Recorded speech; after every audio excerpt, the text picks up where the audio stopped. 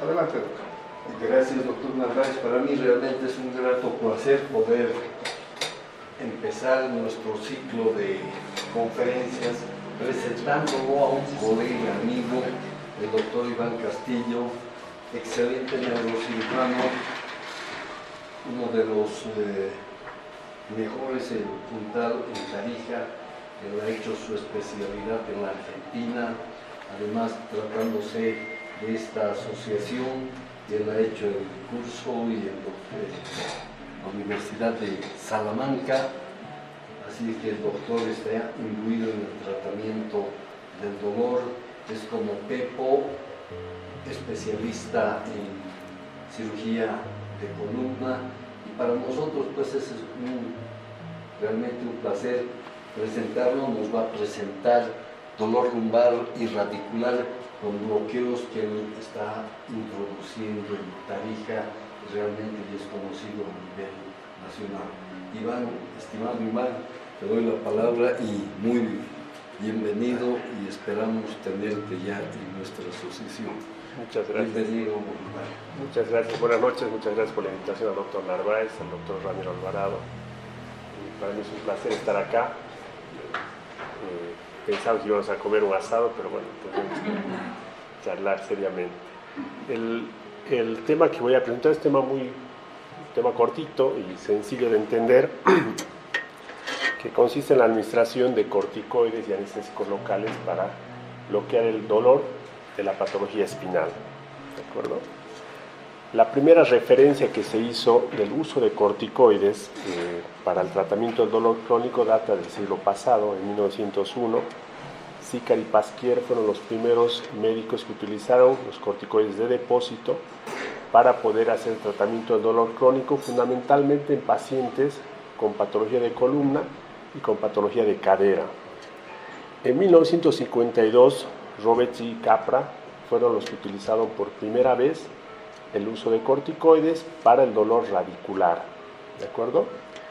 El objetivo de este trabajo es evaluar la efectividad de la infiltración de un corticoide de depósito. En el caso mío yo utilizo la forcinolona, que es un medicamento argentino, que lo traemos de la Argentina hacia Tarija, mezclado con la bupivacaína, para ver cuál es la respuesta de los pacientes con dolor en el eje espinal a nivel lumbar, cervical, dorsal y facetario, y ver cómo responden este tipo de pacientes a este tratamiento. Tenemos que saber que el origen del dolor lumbar es multicausal, no es una sola causa el dolor. El tratamiento siempre debe ir a tratar de buscar la etiología del dolor, o a tratar la etiología del dolor, y obviamente tiene que ser el más eficaz, el menos invasivo, el más tolerado por el paciente y obviamente el más económico, el más barato. Algunos datos que ustedes ya conocen, que 85% de la población mundial ha tenido o va a tener dolor del eje espinal en algún momento de la vida. Es la primera causa de incapacidad de mayores de 50 años. El 25% de los accidentes de trabajo producen dolor espinal, y el 70-90% del gasto de incapacidad laboral transitoria se debe a patología de la columna vertebral. Tiene un costo altísimo, 16 millones aproximadamente en España y más de 50 millones al año en Estados Unidos. Tenemos que repasar un poquito de la anatomía. Sabemos que la columna vertebral son bloques que alojan hasta la parte dorsal, hasta el E1 a la médula espinal, y de la médula espinal se desprende un ramo anterior que parte del surco ventrolateral, que es un ramo puramente motor, y hay un ramo posterior que emerge hacia la médula, hacia la asta dorsal, que es netamente sensitivo. Estas dos raíces se juntan en el ganglio de la raíz dorsal. El ganglio puede estar ocupado o puede estar ubicado más bien a nivel del foramen. En algunos pacientes puede estar preforaminal y en algunos pacientes puede estar posforaminal incluso. De ahí nace la raíz propiamente dicha y nace un ramo medial, un ramo medio también, que va a inervar la faceta, la musculatura paravertebral y la piel de la región lumbar. Si hacemos un corte axial del disco, conocemos también que el disco está compuesto por un anillo fibroso, duro, rígido, y un núcleo pulposo que es blando, el canal medular y la raíz con su ramo medial. Cuando tenemos la ruptura parcial del anillo fibroso, se produce una compresión mecánica de la dura madre, y esto en algunos casos es lo que genera el dolor. Cuando la compresión es medial, se va a producir fundamentalmente lumbalgia, sin dolor radicular, pero cuando la ruptura es lateral, vamos a tener lo que se conoce como B ciática, ¿no es cierto?, que es la irradiación del dolor a través de la raíz hacia un miembro. Hay muchas teorías acerca de por qué la columna o la patología, vamos a hablar de la parte lumbar, produce tanto dolor. Y una de esas es que el núcleo pulposo, una vez que se rompe completamente el anillo fibroso, irrita la raíz, ¿de acuerdo? Y esto es lo que generaría el dolor agudo, el dolor intenso, porque el núcleo pulposo se comporta como un cuerpo extraño. La raíz no está, vamos a llamar, acostumbrada a estar en contacto con el núcleo pulposo, y eso generaría la inflamación, ¿de acuerdo? Este es un corte axial del disco, donde sabemos que el disco está, el anillo fibroso está muy pocamente vascularizado, tiene muy pocos vasos a su alrededor. Conociendo esto, tenemos que decir que la columna es un bloque encima del otro, por cada neuroforamen salen las raíces, y que aloja en la parte superior hasta el E1 la médula espinal, y posteriormente la unión, las raíces van a formar la cola de caballo, ¿no?, para formar el plexo lumbar y sacro. Sabiendo que aloja estructuras tan importantes, tenemos que decir que hay que hacerle un juicio de mala praxis al arquitecto, ¿no?, porque tener esta estructura y alojar estructuras tan importantes es muy complicado. El disco, sabemos que está pésimamente vascularizado. Eso hace que la regeneración a largo plazo sea muy pobre, y que la degeneración sea muy rápida.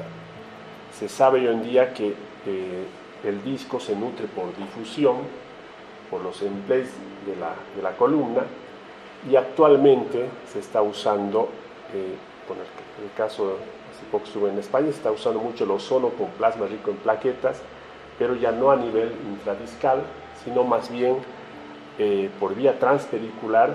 Se coloca PRP y ozono a nivel del emplé de los platillos, ¿ya?, vertebrales, para que de esa manera, por difusión, se vuelva a regenerar parcialmente el disco. Los discos más o menos tienen 30 años de garantía al 100%, obviamente si tenemos este cuerpo, pero si estamos así, a los 30 años el disco va a sufrir un cambio trascendental. La parte laboral y todos los hábitos, los malos hábitos, han hecho que los discos no duren el tiempo deseado. Sabiendo esto, tenemos que decir que el origen del dolor puede ser discal, facetario, se puede originar en el cuerpo vertebral por una fractura, se puede originar también en estructuras nerviosas como las raíces, en los músculos, en los ligamentos e inclusive en la fascia. El dolor puede ser originado también por hernias discales, por artrosis, malformaciones, anomalías congénitas, miedo anclado. Son muchas las causas que pueden originar el dolor espinal. Y a esto es lo que vamos a enfocarnos para ver qué tipo de tratamiento, en este caso con corticoides y anestésicos locales, podemos utilizar para paliar el dolor o para calmar el dolor. ¿Cómo actúan los corticoides? Bueno, esto hay que conocerlo, pero para los cirujanos es difícil memorizarlo. Estabilizando la membrana, bloqueando la actividad de la fosfolipasa 2, prolongando la inhibición de la descarga neuronal y suprimiendo la sensibilización en la asta dorsal de la médula espinal. Eso disminuye la inflamación, disminuye la vasodilatación, reduce el exudado celular y obviamente hace que a largo plazo no se deposite fibrina en el área inflamada y no quede una cicatriz. Se puede infiltrar varios lugares, se puede infiltrar a nivel epidural, se puede infiltrar el ramo medial, las facetas, la articulación sacroiliaca, se puede hacer también infiltración intradiscal con corticoides, con plasma rico en plaquetas, con ozono, ¿ya? Y en pacientes con patología ya más grande, Se puede hacer un bloqueo simpático de la cadena simpática lumbar, en algunos casos infiltración de músculos o ligamentos de la zona lumbar. Hoy en día se está utilizando mucho la ecografía para esto, y la idea a corto plazo y a largo plazo es que dejemos de utilizar el arco en C, dejemos de irradiarnos y podamos hacer los procedimientos bajo ecografía. ¿Cuándo se tienen que utilizar estas técnicas? Más o menos después de 3 meses de tratamiento conservador, siempre y cuando no haya ninguna complicación ni déficit. Se tiene que hacer un tratamiento progresivo y escalonado. ¿Qué hacemos habitualmente? Usamos AINES, después opioides, los mezclamos con fisioterapia, con rehabilitación, con hidroterapia, y cuando todas las medidas medicamentosas y de kinesio y de fisio han fracasado, podemos ya acceder a las técnicas mínimamente invasivas para tratar el dolor. Y obviamente los pacientes no tienen que tener ningún criterio quirúrgico, ¿no es cierto? Paciente que tiene déficit, que tiene compromiso motor, que tiene compromiso de esfínteres, tiene que ir directamente a la cirugía, a los procedimientos microquirúrgicos. Se puede utilizar en el dolor lumbar y radicular, en dolores de origen facetario, cuando hay dolor a la extensión del raquis, y obviamente, como ya he dicho, en ausencia de déficit motor y déficit de esfínteres. ¿Qué es lo que queremos hacer? Es tratar de llegar con una aguja hasta el neuroforamen y dejar el anestésico local y el corticoide en esta zona para poder bloquear la transmisión de dolor fundamentalmente y bajar la inflamación. Se puede hacer también de manera simultánea la infiltración del disco, como hemos dicho, con ozono, PRP o con el mismo corticoide cuando hay un dolor de características discogénicas, ¿no es cierto? Estos son algunos procedimientos. Se puede abordar el neuroforamen de manera oblicua, dirigiéndose la aguja directamente al foramen. Ya trato generalmente de usar un contraste no iónico para identificar la raíz. Es difícil en tarea utilizar el considerado yopamirón, pero es el mejor contraste que se puede utilizar para evitar complicaciones y radiculitis. Lo que se hace es tratar de llegar con la aguja hasta el neuroforamen y colocar el medicamento en esa zona. Se puede utilizar también la tomografía cuando no tenemos acceso al arco en C. Este es un bloqueo facetario guiado por tomografía. Acá tenemos un bloqueo facetario, un bloqueo sacroiliaco y otro bloqueo sacroiliaco, y acá un bloqueo facetario guiado por TC. Se puede combinar también algunas técnicas. Aquí en este caso vemos, por ejemplo, se hace un bloqueo radicular del lado derecho, un discal del lado izquierdo y un epidural medial, ¿no es cierto? Se puede utilizar también en patología cervical y siempre con todos los cuidados de asepsia y de limpieza, como si fuera una cirugía, para evitar las complicaciones infecciosas. En algunos casos también, ahora estoy utilizando la radiofrecuencia, combinada con los procedimientos radiculares. Pacientes que tienen dolor radicular y por ahí un síndrome facetario, se le hace un bloqueo previo y se puede hacer una radiofrecuencia del ramo medial. Tipo de caso, habitualmente este es el abordaje que yo hago. Es muy sencillo, hay que identificar el pedículo superior, el pedículo inferior y más o menos a nivel del emplate. Si uno accede de manera paralela a la columna y doblando siempre la punta de la aguja, yo utilizo una aguja 22 con la que se llega con mucha facilidad al foramen, se dobla la aguja y se entra directamente al foramen. Aquí vemos el acceso al foramen y cuando queremos combinar la radiofrecuencia con los bloqueos radiculares. Este es otro caso. Ven cómo aquí ahora consigo una visión en túnel, se llama, se ve solamente la aguja hasta poder llegar al foramen en el E4, L5 y L5, S1. Este es otro paciente. Este es el tipo de pacientes que habitualmente yo les hago un bloqueo radicular. Pacientes con discopatías pequeñas, con los recesos laterales ocupados bilateralmente. En este caso hay que hacer un bloqueo bilateral. Otra serie de pacientes. Estos pacientes son los que andan muy bien a los bloqueos radiculares y fundamentalmente ahora los solo, que también estoy utilizando solo, que tienen todavía este puntero no anda, pero si ven acá, tienen todavía el contenido líquido en el disco Con el ozono y con el bloqueo también se puede conseguir la deshidratación de esa parte del disco y por ende una mejoría muy favorable del dolor. Otra serie de casos. Esta es ya una patología, una hernia de disco mucho más grande. Se hace también procedimientos a nivel dorsal. Aquí pueden ver una hernia de disco dorsal. El paciente estaba muy limitado, se hace el mismo abordaje, siempre guiado por rayos X. Este es un paciente, paciente artrodesado que hizo una fisura del líquido cefalorraquídeo, 3 toalettes, le sacaron después los tornillos, el paciente quedó muy limitado.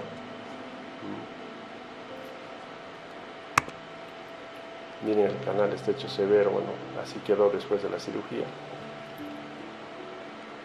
Este es un paciente añoso que obviamente ya intentar operarlo después de 3 toalettes por fístula y todo eso es muy difícil. Entonces, lo que habitualmente le hago son bloqueos periódicos, 2 o 3 bloqueos al año como para poder aliviarle el dolor. Otra patología con hernia de disco lateral a la derecha, una hernia de disco medial. Y hicimos una serie de pacientes desde el 2010 hasta el 2019. Son 322 pacientes a los que se le hizo un bloqueo radicular, en este caso foraminal o facetario, puramente facetario. La exposición de la relación entre hombres y mujeres. La edad del pico mayor entre 40 y 49 años. A la mayoría de los pacientes se les hizo, a todos en realidad, estudios de imágenes, a la mayoría de radiografías, electromiografía muy pocos porque ya no contamos con el especialista en Tarija, resonancia y tomografía el resto. Se hicieron 299 procedimientos lumbares, 5 dorsales y 18 cervicales. El disco más afectado es el E4-L5, seguido del E5-S1, y esto es más o menos el seguimiento al año. Tenemos una mejoría aproximada del 87% inmediatamente el bloqueo, al mes el 81%. Solo con esteroides. Solo con esteroides, sin ozono y sin radiofrecuencia. Este es solamente con bupivacaína y forcinolona, ¿de acuerdo? Más o menos una mejoría del 54% al año, pero obviamente si ustedes han visto la serie de casos, no son hernias ni quirúrgicas ni extruidas, o sea, son hernias contenidas, de pequeñas y moderadas, No se presentaron complicaciones infecciosas en ninguno de los pacientes. 8 pacientes tuvieron efectos secundarios al anestésico local. 4 pacientes presentaron una arritmia cardíaca que necesitaron internación. Se repitió el procedimiento a 65 pacientes, más o menos el 20% por recidiva del dolor. 2 pacientes me hicieron un hematoma extradural lumbar, uno de ellos con compromiso de esfínteres y paraparesia severa que tuvo que ser operado de urgencia. El paciente estaba anticoagulado y olvidó comentarnos que estaba anticoagulado, entonces hizo un hematoma epidural. Y de esta serie de pacientes se operaron 5 pacientes a los 3 meses del procedimiento, 6 pacientes a los 6 meses y 11 pacientes al año aproximadamente. Dentro de las conclusiones tenemos que decir que es una excelente opción para el tratamiento del dolor originado en la columna vertebral. Es un procedimiento rápido, de técnica muy sencilla, con una curva de aprendizaje muy corta. No se necesita mucha ciencia para hacer estos procedimientos. Tiene un bajo nivel de complicaciones, es útil en pacientes de edad avanzada, en pacientes ya operados en el que no se los puede reoperar o no se les puede dar otro tipo de tratamiento, y obviamente una alternativa muy económica para calmar el dolor. Permite seleccionar a los pacientes y prepararlos psicológicamente para una cirugía. Yo habitualmente le hago siempre un bloqueo, excepto en pacientes con indicación quirúrgica que tengan déficit motor o compromiso esfinteriano, pero le hago a todos los pacientes un bloqueo radicular antes de operarlos. Es una opción ante el conflicto diagnóstico. Muchas veces no sabemos cuál es la hernia que le está generando el dolor o cuál es la causa del dolor. Entonces, si le hacemos un bloqueo a un paciente que tiene hernia de disco L4-L5 con ciática derecha y vemos que por el bloqueo se le calma el dolor, sabemos que esa es la causa del dolor. Por eso es un procedimiento que nos sirve de diagnóstico y nos sirve de tratamiento a la vez. Y obviamente sabemos que en pacientes con déficit neurológico y con compromiso de esfínteres o que ya ha fracasado estos procedimientos, la cirugía, la técnica microquirúrgica es la primera indicación. Muchas gracias por la invitación.